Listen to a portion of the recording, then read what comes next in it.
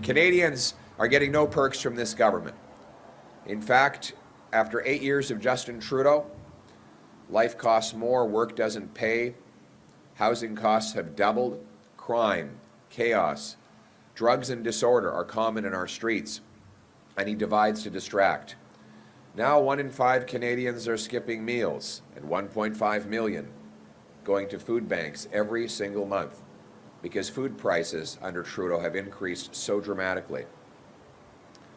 9 in 10 of our young people believe they'll never be able to afford a home after the price of a house has doubled across this country. Now our housing prices are almost 100% higher than they are in the United States of America. But Trudeau's plan is to make it worse. He's increasing taxes on gas, diesel, and groceries starting on July 1st for Atlantic Canadians.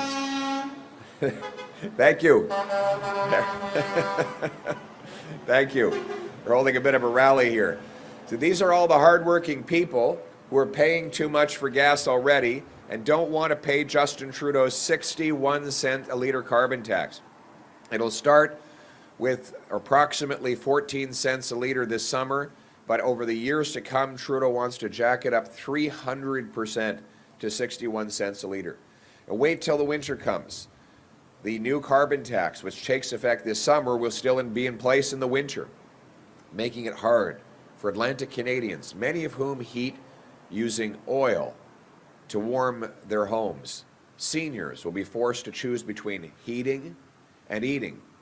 And speaking of eating, when Trudeau taxes the energy of the farmer who makes the food and the trucker who ships the food, he taxes the people who buy the food. Enough. Canadians cannot afford to pay anymore. And that's why my common sense plan is to axe the tax to bring home lower prices for Atlantic Canadians and for all Canadians. Instead of making traditional energy more expensive, we'll make carbon-free alternatives more affordable. We'll green-light green projects like nuclear power to replace coal-fired electricity, like tidal power to use the forces of the oceans to bring electricity onto our grid, like hydroelectric power by speeding up the approval of hydroelectric dams, and like carbon capture and storage so that we can put the carbon back in the ground where it came from. These are common sense alternatives that bring down the cost of carbon-free energy as opposed to bringing up the cost of the energy that Canadians continue to rely on. And that is why I'm pleased to join with my Conservative team from Atlantic Canada to reiterate and re-announce that we as Conservatives will axe the Trudeau tax on your gas, heat, and groceries. It's common sense. Now let's bring it home. Thank you. Okay, we'll have time for 5 questions from the floor. Hi, Paige from the Times and Transcript here. I'm looking for your thoughts on the possible sale of the refinery in St. John.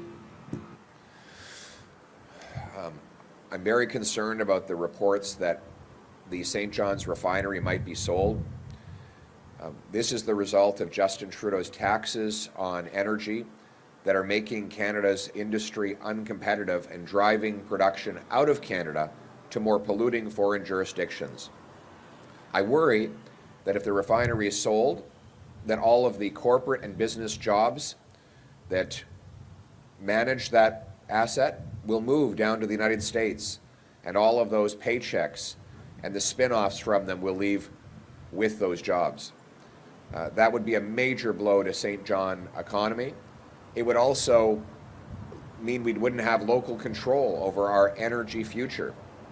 So that's why we need to get rid of the carbon tax and the red tape that is driving our jobs out of the country.